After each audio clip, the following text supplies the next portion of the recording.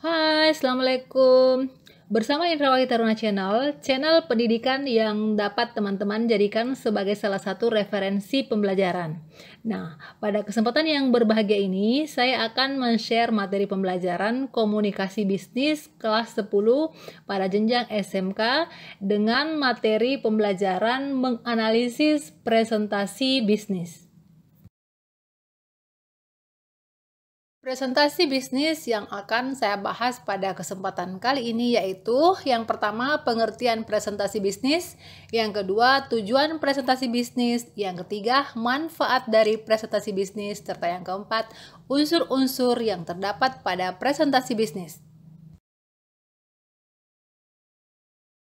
Presentasi atau dalam bahasa Inggris presentation berasal dari kata dasar present yang artinya pemberian, hadiah, sekarang ini, hadir, sekarang, dan menghadirkan. Presentasi juga dapat diartikan sebagai penyajian, perkenalan, pertunjukan, dan pemberian. Presentasi bisnis dapat diartikan sebagai penyampaian informasi mengenai kegiatan bisnis, baik dalam bentuk pengembangan produk, perluasan pasar, pengajuan usulan proyek baru, dan lain-lain oleh pembicara kepada audiens yang hadir dalam suatu forum, baik itu forum yang dilakukan secara daring maupun yang dilakukan secara luring. Secara umum, tujuan dari presentasi bisnis yaitu yang pertama, menginformasikan pesan-pesan bisnis kepada audiens. Nah, informasi atau pesan ini harus dibuat semenarik mungkin, kemudian sederhana dan gampang dipahami oleh audiens. Sehingga dalam melakukan presentasi tidaklah monoton dan membosankan. Yang kedua, menghibur audiens. Jadi pembicara itu perlu menyelipkan trik-trik atau humor yang mampu menghidupkan suasana sehingga audiens merasa tidak jenuh. Kemudian yang ketiga, mampu menyentuh emosi. Misalnya dengan menggunakan gaya bicara dan intonasi suara yang menarik, maka tentu saja dia bisa menggugah emosi audiens. Yang keempat, tujuan dari presentasi bisnis yaitu memotivasi audiens untuk bertindak. Nah, harus dilakukan oleh pembicara secara tegas dan jelas informasi yang akan disampaikan dalam presentase sehingga audiens itu dapat termotivasi untuk melakukan atau bertindak sesuai dengan yang diinginkan oleh pembicara. Selanjutnya ada beberapa manfaat dari presentasi antara lain yang pertama, bahan paparan yang terstruktur. Yaitu dengan presentasi maka kegiatan komunikasi tentu akan berjalan lebih efektif karena sudah dipersiapkan dengan susunan yang jelas sehingga dianggap dapat dengan mudah untuk dipahami oleh audiens. Yang kedua, penggunaan media pembantu dalam pemaparan seperti penggunaan komponen-komponen pelengkap misalnya proyektor, mikrofon, slide, video, dan lain-lain yang tentunya dianggap sebagai sesuatu hal yang menyenangkan sehingga tidak terkesan membosankan. Yang ketiga, memunculkan kesan pemaparan yang lebih jelas, lebih eksklusif, dan lebih menarik karena dengan penggunaan komponen presentasi sehingga memberikan kesan bahwa pemaparan tersebut lebih eksklusif. Kemudian yang keempat, pemahaman yang lebih karena selain memberikan kesan yang eksklusif, dengan adanya komponen-komponen pendukung seperti gambar, video, ataupun audio dalam kegiatan presentase, maka dapat memberikan pemahaman yang lebih kepada komunikan atau kepada audiens. Selanjutnya, unsur-unsur dari presentasi bisnis terdiri dari 3 komponen, yaitu presenter, kemudian audiens, dan yang ketiga, materi. Berikut kita akan bahas satu persatu. Yang pertama, presenter. Presenter adalah orang yang memperkenalkan atau membawakan materi atau yang menyampaikan presentasi.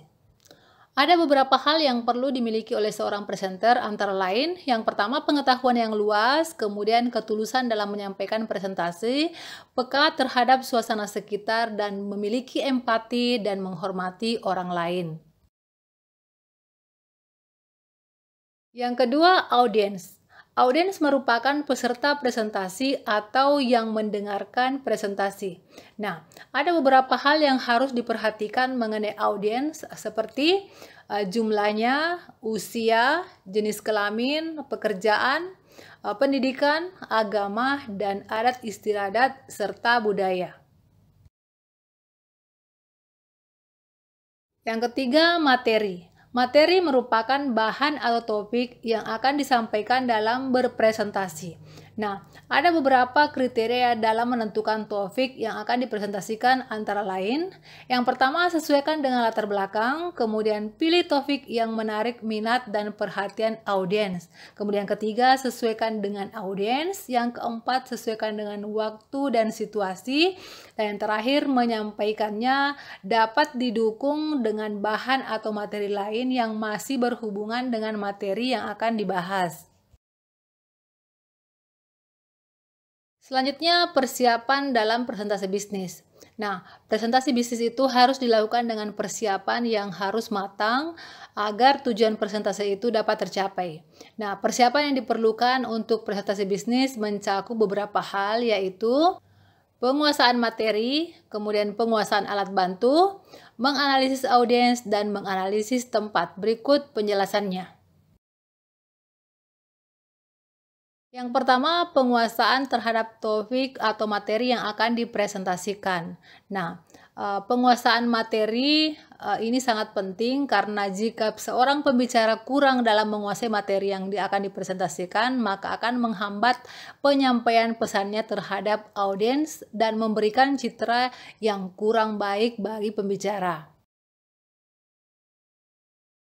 Yang kedua, penguasaan berbagai alat bantu presentasi. Nah, alat bantu presentasi yang digunakan oleh pembicara menentukan keberhasilan presentasi yang dilakukan.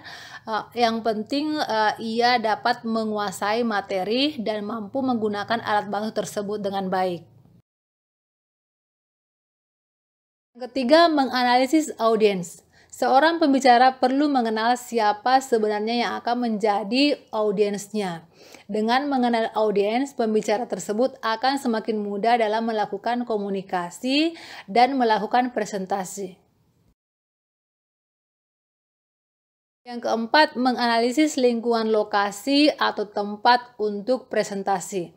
Pemahaman terhadap lingkungan atau lokasi presentasi akan memberikan kemudahan kepada pembicara dalam mengatur alat bantu presentasi sesuai dengan yang dibutuhkan dan sesuai dengan lokasi tersebut.